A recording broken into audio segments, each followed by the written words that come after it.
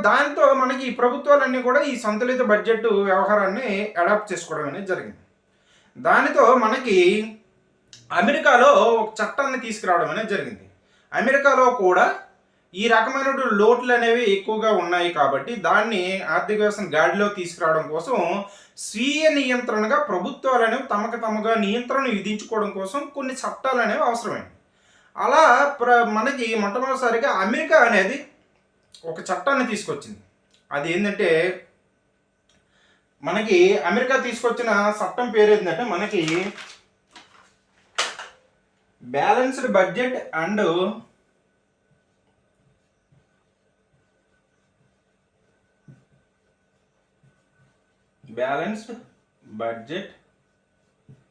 and emerging